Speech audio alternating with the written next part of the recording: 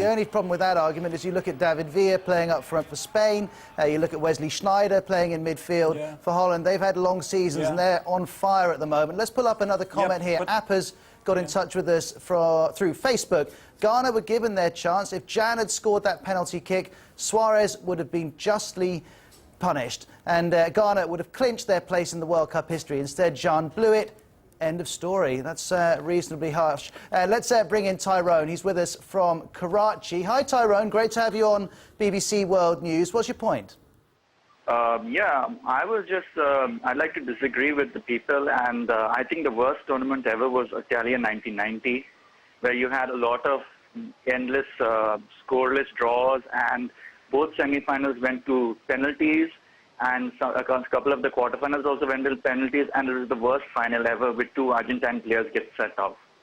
I think I definitely agree with you on the final. 1990 was probably the worst I can remember, Victor. Yeah, I agree. Very much the same. OK, let's bring up one more comment before we look ahead to the semi-finals. This one came in through Twitter. By the way, if you haven't jotted down all of our details, you can get them through worldhaveyoursay.com. Steffi Penn's in the Philippines and says, Germany for the World Cup. The youth remodelling they've done seems to be paying off big time. And that must be a concern for you, Victor. I mean, Germany are playing... I mean, we're used to them doing well. We're not used to them playing like this. I mean, Schweinsteiger running through the whole Argentina defence. Incredible stuff. They look very good. They remind me a bit like us in Euro 2008, the way they play with Ollis and Schweinsteiger, completely reformed from being a left winger into now playing centre mid and pulling the strings. I mean, yeah, they look... You know, I'm so worried. Several players wrapped up into one, really, isn't it? You'll need to mark him very closely. Well, let's look ahead to the 2 games. We've got Uruguay against the Netherlands and then Germany against Spain. The Uruguay match is on Tuesday. The Spain game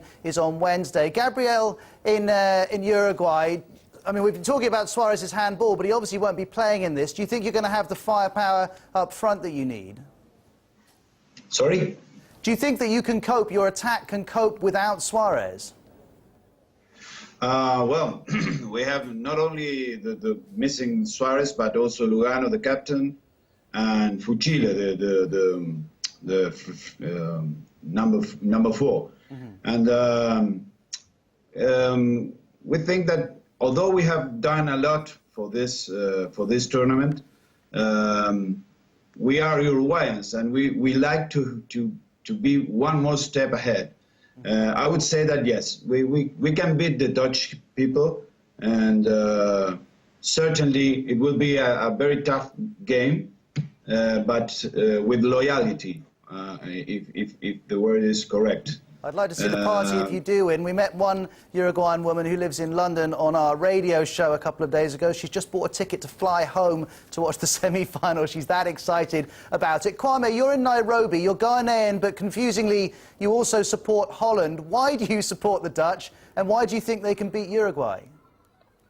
Well, the Dutch have backed them since in the 90s. I love their style of play. I love the way they are composed. And the flair, you know, football is a piece of art, and they show it.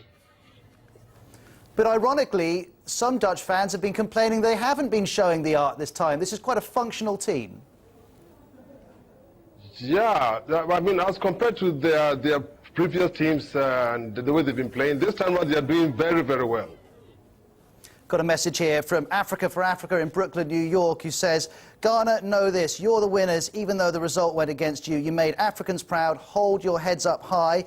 Viva Black Stars is the message. Victor, let's look ahead to your game against Germany. I mean, the big talking point for Spain's Torres, and what's happened to his form, and more importantly, should he now be dropped? Well, that's all the talk in Spain at the moment, that he should be dropped, possibility that he will be. Del Bosque came out this morning saying that he was still on the fence, but it looks like he was trying to put across that possibility that he may be dropped. Would you drop him?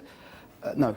I think, like Rooney, he can just, in 1 minute, pull out a bit of magic that we need. A lot of England fans would say we should have realised England were better without him because he was playing so poorly. I think if they... No, I'm not convinced. No. Because a player like that can just turn a game in an instant. Torres didn't have the best tournament in Euro 2008 and scored the winner against Germany in the final.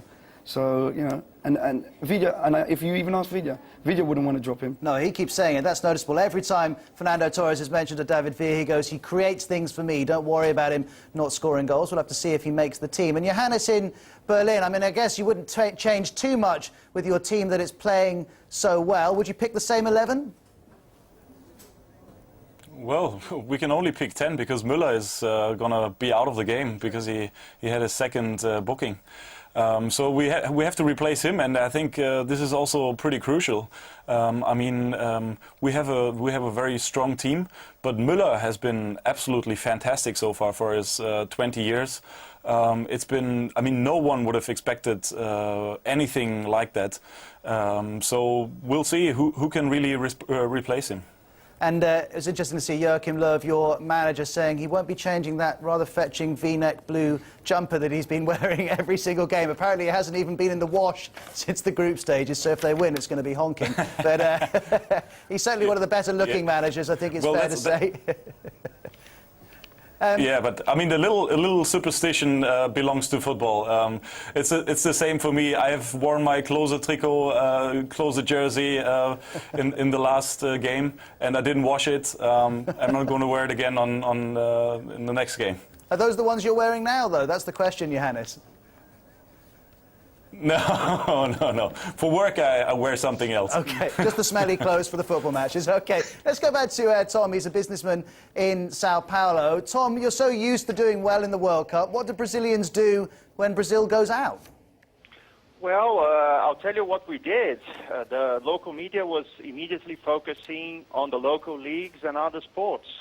We came back home to what we do in here, which is still football most of the time. I think that most Brazilians will admit that fabulous as our players may have been, our national team was not playing as a team per se during the Cup. There was far too much individualism going on, and that's never good in football. And do you think maybe there was overconfidence? I'm looking at a message here from Sunil in Nepal, whose Facebook does to say both Argentina and Brazil were far too confident. Yes, well, we're always very confident when it comes to football, and we have a history to justify that.